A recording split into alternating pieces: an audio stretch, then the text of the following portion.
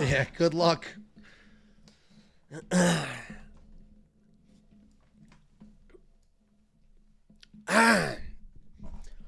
Next up, we've got a Brazilian versus an American matchup in Lucas Almeida, 15-4, 2-3 in his last 5, versus Michael Aswell, the minus 139 favorite. A little bit surprising here, the 10-3, 3-2 in his last 5. Lucas Almeida, a very fast, dynamic striker. This guy is a fucking black belt in jiu-jitsu, black belt in Muay Thai, black belt in karate. Unbelievable everywhere, but sometimes can be a little chinny. We'll see if Michael can find that power shot. Michael, very steady, and nobody will ever question the toughness of Michael Aswell. You saw that in his last fight. You saw that in his Contender Series fight. No matter what happens, he will keep pumping that jab. He will keep throwing combinations. And in this fight, that's exactly what he may need, is that toughness, because Lucas Almeida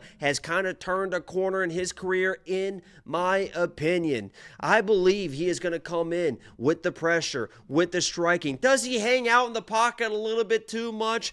Absolutely. But I've seen in the tape with Michael Aswell that as tough as he is and as dynamic he can be with combinations, the power I don't believe is going to be there. The takedowns aren't going to be there for a guy like Lucas Almeida. And if he can't hurt Lucas, he saw in that last fight, he will just keep bringing that pressure. And even against a very dynamic Danny Silva, which I believe Michael Aswell is kind of a Danny Silva plan B. Danny Silva's got wrestling. Will stay in your face. That Puma fucking pressure with that nonstop boxing. If you watch that third round, it was Lucas Almeida bringing that pressure. I think this is a step down in competition for Lucas Almeida. He's going to be the more powerful guy, the more dangerous guy on the ground. And Michael Aswell, without the power to hurt Lucas, I think Lucas is going to get this done. Maybe not find a finish, because I do, and I'll never question the toughness of a guy like Michael Aswell. But Lucas Almeida, he's going to be faster, rangier, more powerful, more dynamic. I'm surprised to see him as a dog here, Angelo.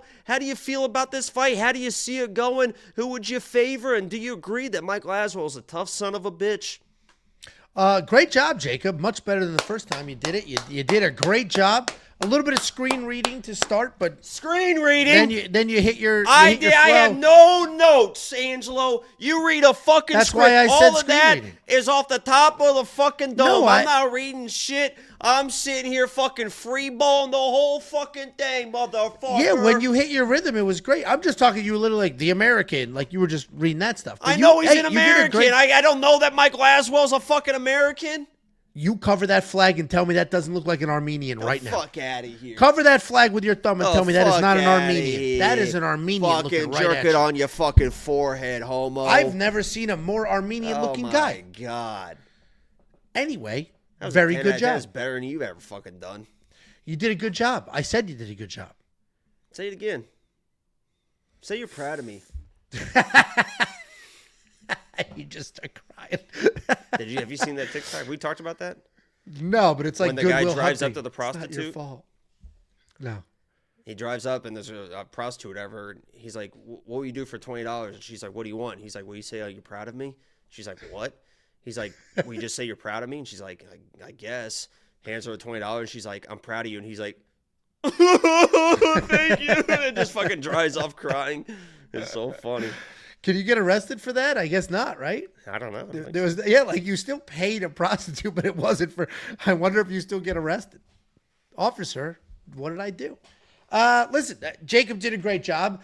I'm going to lean Michael Aswell here. The reality is, look at these strike numbers. 9.10 significant strikes landed per minute. And he did that against Polastri, somebody who is fast, who is dangerous. He landed more than 100 significant strikes in that. And he won a round. And that was in short notice. On the Contender Series, he lost to Bogdan Grad. He's had a tough slate in the UFC. I think Michael Aswell can literally just tough his way into a win here. Just move forward, stay insanely busy. Lucas Almeida, Jacob mentioned, is good. He's dangerous. He's all the things. He's also hittable. When he senses blood, he'll go crazy. His takedown defense is not great at 53%. I think Aswell can just pressure forward, sneak out a I close think their one. numbers are a little skewed. Getting mauled by Pat Sabatini isn't that big a deal. Like, anybody in that position is going to get fucking mauled by Pat Sabatini is what it is. And he gets knocked out by, Andre Fili. He threw a calf kick that he missed on, then immediately for some reason threw another just naked calf kick, and Andre's like, okay. He fucking just threw a right hand and just fucking smoked him. So, but Fili's got real power. Michael's he's kind of a pillow fist. He does not have a lot of power, but he just got insane forward pressure and volume. This isn't enemy territory. We might get a weird decision. This is a razor-thin fight. I was shocked to see that Michael Aswell is like a meaningful favorite here. And not only is he a meaningful favorite, the line's widening. You can see here it's barely widened from open to now. But when I broke this down just a few days ago, it wasn't quite this wide. So it's, it's sort of popping up and then popping back down. Everyone go bet Michael Aswell, please. I was surprised. There's two lines I'm waiting to see if they're, because it does feel like they're probably going to get more wide. That's the Filo one. I imagine Filo might be plus 130 here in a couple days because, just optically, Clayton seems like he's kind of that dude or whatever. And Lucas Almeida, he might widen as well. This one is surprising because Michael Aswell is winless in the UFC. Obviously, a couple of tough fights. One was on short notice. I think he wins this fight. I think it's just literally marching forward, getting the volume, but he doesn't really have the finishing power. He will be in Brazil. This could be a weird scorecard. I'm not touching this at all. I totally get the love for Lucas Almeida, who actually has wins at this level. So I'm going to leave this fight alone. He's a sneaky black belt jiu-jitsu as well. We might see a different game plan. I mean, I looked at his Instagram too because I like to do the deep dives on some of these dogs and stuff, and he's talking about like I'm going in there for fucking like my family and fucking like it seems not that everyone's pretty motivated, but he's talking some shit. Yeah, I mean, this could be a very fun scrap. That is why it's on the main card, considering neither one of them have like a ton of success. The fact that the Walter Walker fight's not on the main card and this is tells you how much faith the UFC has in these guys. I give Aswell a big cardio edge too. I mean, the Puma pressure is Danny Silva usually breaks people, and it was Lucas that was moving forward in that third round, so I'd be careful betting on that.